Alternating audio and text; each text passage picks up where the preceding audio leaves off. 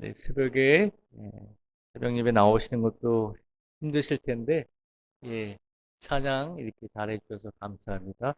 우리 가슴에 손을 얹고 나는 예수님의 제자입니다라고 고백하겠습니다. 시작. 나는 예수님의 제자입니다. 아멘. 이번에는 옆에 계신 분들을 향해서 당신은 예수님의 제자입니다라고 고백하겠습니다. 당신은 예수님의 제자입니다. 아멘.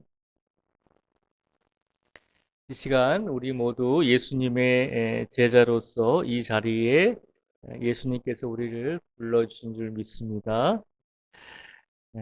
오늘 본문의 말씀은 예수님께서 목요일 저녁에 또 금요일 새벽이 되시기 전에 이제 잡히셔서 이제 재판을 받기 전까지 새벽녘까지 이제 잡혀 계시다가 재판을 받게 되시는데 오늘 본문 말씀에 보면 예수님께서 유대인 종교 지도자들에 의해서 또 군인들에 의해서 잡혀가셨을 때 예수님의 수제자였던 베드로의 사건을 우리에게 보여주고 있습니다. 오늘 베드로가 예수님이 잡혀가셨을 때 그가 예수님을 따라갔습니다. 예수님이 잡혀가셨을 때 유일하게 따라간 사람은 베드로였습니다.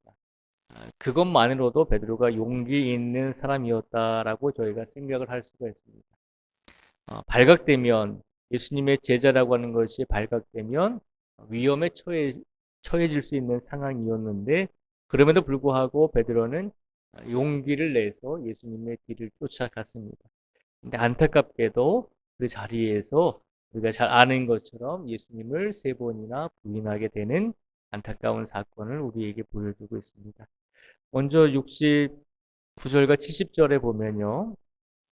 베드로가 바깥들에 앉았더니 한 여종이 나와 이르되 너도 갈릴리 사람 예수와 함께 있었도다 하거늘 70절입니다. 베드로가 모든 사람 앞에서 부인하여 이르되 나는 내가 무슨 말을 하는지 알지 못하겠노라 하며라고 예수님을 부인하죠. 처음에 베드로는 예수님을 부인한 것이 아니라 그 여종의 말을 부인했습니다. 나는 네가 하는 말을 인정하지 못하겠다. 너는 지금 내가 예수와 함께 있었다라고 하는데 나는 당신의 말을 인정하지 못하겠습니다라고 그 여종의 말을 부인하고 있는 것을 볼 수 있습니다. 그러자 또 옆에 있던 한 여종이 다시 한번 베드로를 가리켜서 예수님과 함께 있었다라고 그렇게 이야기를 하죠. 71절과 72절에 보면 앞문까지 나아가니 다른 여종이 그를 보고 거기에 있는 사람들에게 말하되 이 사람은 나사렛 예수와 함께 있었도다 하매라고 이렇게 베드로를 또 이야기하죠. 다른 여종이 베드로를 보고 이 사람이 나사렛 예수와 함께 있었던 것을 내가 보았습니다라고 이렇게 사람들 앞에서 이야기하니까 이번에는 베드로가 어떻게 하냐면 72절에 보면 베드로가 맹세하고 또 부인하여 이르되 나는 그 사람을 알지 못하노라 하더라라고 되어 있습니다. 두 번째 부인할 때는 맹세하면서 이번에는 직접적으로 나는 그 사람을 알지 못합니다라고 부인하고 있습니다. 점점 더 부인하는 범위가 넓어지죠. 처음에는 여종의 말을 인정하지 않고 부인했지만 두 번째 부인할 때는 맹세까지 하면서 이번에는 직접적으로 예수님을 가리켜서 그 사람을 알지 못한다라고 그렇게 부인하고 있습니다. 그리고 나서 세 번째로 예수님을 부인하게 되죠. 73절과 74절 말씀에 보면 조금 후에 곁에 섰던 사람들이 나와 베드로에게 이르되 너도 진실로 그 도당이라 내 말소리가 너를 표명한다 하거늘 이라고 그렇게 베드로를 예수님의 제자다라고 이렇게 사람들이 이야기합니다. 그래서 세 번째로 이런 이야기를 듣고 나서 베드로가 어떻게 하냐면 74절 말씀에 보면 이번에는 예수님을 저주하기까지 하죠. 그가 저주하며 맹세하여 이르되 나는 그 사람을 알지 못하노라 하니라고 되어 있습니다. 베드로가 세 번째 예수님을 부인할 때는 저주하면서 맹세할 뿐만 아니라 그 사람을 알지 못한다라고 그렇게 예수님을 어, 거절하고 또 부인하고 있는 모습을 우리에게 보여주고 있습니다. 그런데 이렇게 3번 예수님을 부인했을 때 닭이 울더라라고 되어 있습니다. 닭이 울게 되었을 때 베드로는 어떤 생각을 가지게 되었을까요? 75절 말씀에 보면 이렇게 말씀이 기록이 되어 있습니다. 75절의 말씀을 우리가 한번 같이 읽어보겠습니다. 75절입니다. 시작. 이에 베드로가 예수의 말씀에 닭 울기 전에 내가 3번 나를 부인하리라 하심이 생각나서 밖에 나가서 심히 통곡하니라. 아멘. 베드로가 예수님을 3번 부인했을 때 닭이 울었습니다. 닭이 울 때 베드로는 생각이 났죠. 뭐가 생각났을까요? 예수님께서 잡히시기 전에 예수님, 나는 어떤 순간에도 예수님을 버리지 않고 끝까지 예수님을 의지하겠습니다. 라고 그렇게 고백하는 베드로에게 네가 오늘 닭 울기 전에 나를 3번 부인할 것이다. 라고 하는 예수님의 말씀이 떠올랐다는 것입니다. 예수님의 말씀은 분명하게 잡히시기 전에 베드로에게 말씀하셨죠. 네가 닭 울기 전에 내가 3번 나를 부인하게 될 것이다. 라고 분명히 말씀을 하셨다는 것입니다. 예수님의 말씀은 우리로 하여금 어떻게 우리를 인도할까요? 우리로 하여금 우리의 죄와 우리의 허물을 생각나게 만드신다는 것을 우리에게 일깨워주고 있습니다. 베드로가 닭이 울어서 예수님의 말씀이 생각나는 것이 아니라 닭이 울 때에 닭이 울음으로 인해서 생각나는 것이 아니라 하나님의 말씀이 예수님의 말씀이 예수님을 3번 부인한 베드로의 마음속에 그 말씀이 예수님께서 베드로에게 해주신 말씀을 기억나게 했다는 것입니다. 말씀은 베드로에게 예수님께서 해주신 말씀을 기억나게 하면서 그리고 그 말씀은 베드로가 자신을 되돌아보는 기회가 되게끔 만들었습니다. 말씀을 통해서 내가 예수님의 말씀을 떠올렸을 때 그 예수님의 말씀은 내가 지금 예수님을 3번 부인한 것이 예수님 앞에서 큰 죄와 잘못을 저질렀다는 것을 깨닫게 해 주었습니다.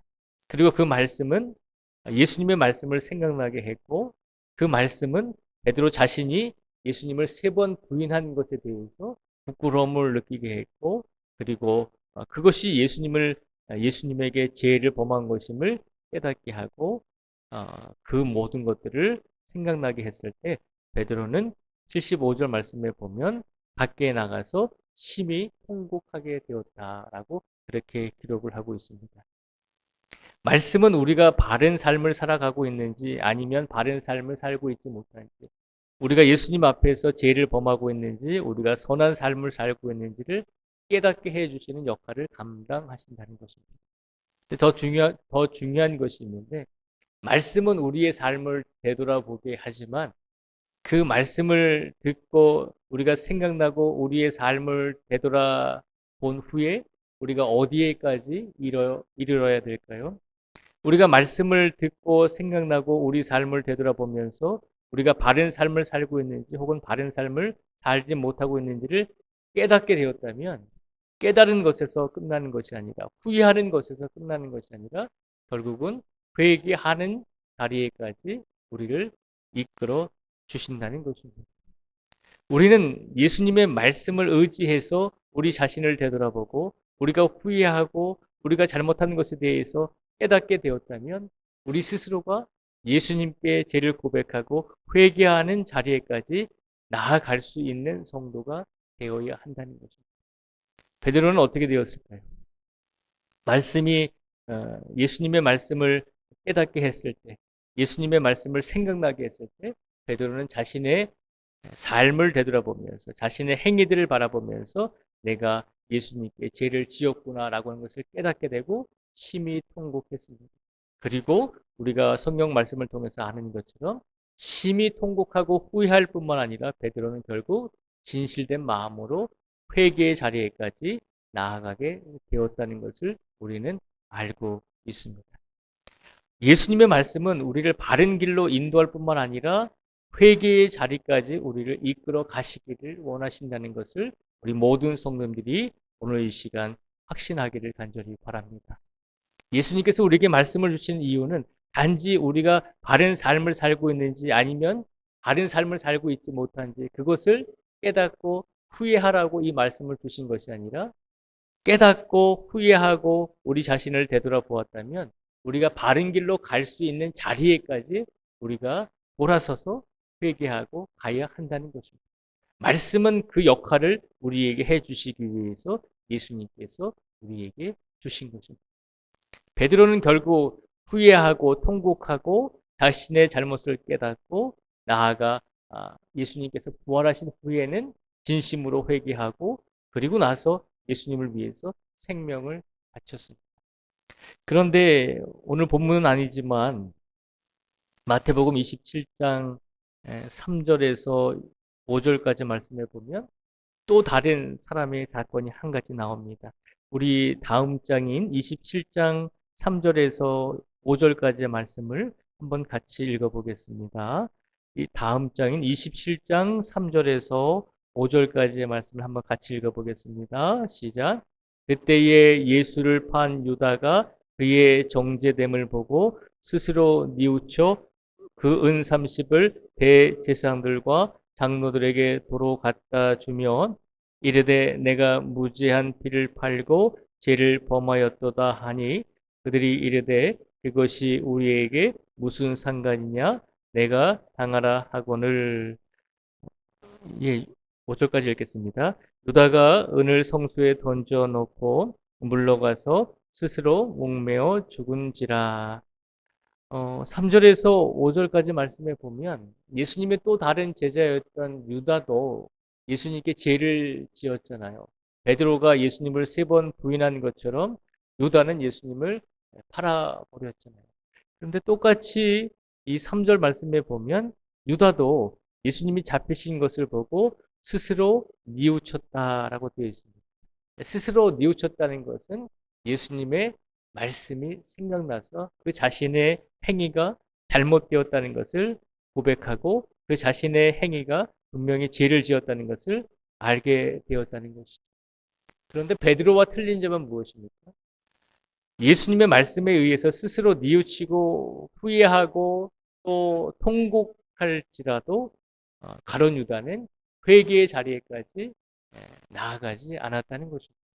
진정으로 자신의 잘못을 깨닫고 또 진정으로 자신이 예수님께 죄를 지었다는 것을 가룟 유다 스스로도 알게 되었지만 결국 가룟 유다는 진정한 회개에 이르지 않고 스스로 목숨을 끊는 것으로 인생을 마감하게 됩니다.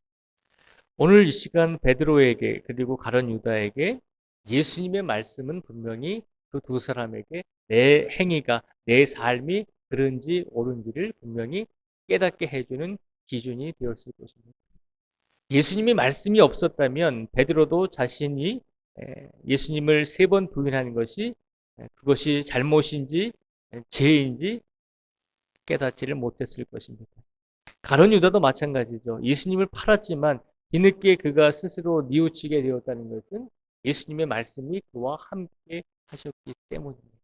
그런데 베드로는 진심으로 회개의 자리에까지 이르게 되었지만 가룟 유다는 뉘우치고 후회하고 죄를 깨달았지만 그러나 진정한 회개의 자리에까지 이르지 않게 되었다는 것이죠. 오늘 말씀을 통해서 예수님께서 우리에게 주시고자 하는 메시지는 이 고난주간에 우리가 혹여라도 실수하고 넘어지고 죄를 짓게 되더라도 우리가 또다시 예수님의 말씀을 떠올리면서 그 말씀이 우리를 바르게 이끄심으로 우리가 죄를 짓고 우리가 실수하고 우리가 또 악을 행했다라고 그렇게 후회하게 될지라도 다시 예수님의 품으로 돌아가는 회개의 자리에까지 이르는 성도가 되기를 예수님께서 바라고 계신다는 것입니다. 다시 또다시 죄를 짓고 말씀을 통해서 우리가 다시 예수님 앞에서 죄인임을 깨달을지라도 우리가 너무 민망해서 우리가 너무 염치가 없어서 내가 이제 다시는 예수님께 돌아갈 수 없을 것 같습니다 라고 이렇게 마음이 들더라도 예수님은 그래도 우리를 품에 안으시기를 원하시는 분이 우리의 예수님이심을 기억하라는 것입니다. 염치 없어도 그래도 예수님께 진정으로 돌아와서 회개하기를 예수님께서 우리에게 원하고 계신 줄 믿습니다. 그 예수님의 사랑을 기억하시면서 오늘 고난주간 목요일의 시간 속에서 우리가 혹여라도 이 고난주간에 실수하고 넘어지고 우리가 또 예수님 모시기에 바른 삶을 살지 못한 것이 있을지라도 포기하지 마시고 오늘 시간 끝까지 진심으로 예수님 앞에 회개의 자리에까지 이르는 성도가 될 수 있도록 기도하시고 최선을 다해서 예수님께 의지하라는 것입니다. 그 예수님의 말씀을 기억하시고 예수님의 마음을 기억하시고 오늘의 삶 속에서 끝까지 예수님을 붙들고 바른 삶을 내가 살겠습니다. 내가 예수님의 제자로서 오늘 최선을 다해 살겠습니다. 라고 그렇게 고백하면서 오늘 하루 예수님과 동행하면서 복된 예수님의 은혜 가운데 살아가실 수 있는 우리 모두가 되시기를 주님의 이름으로 축복을 드립니다. 기도하겠습니다.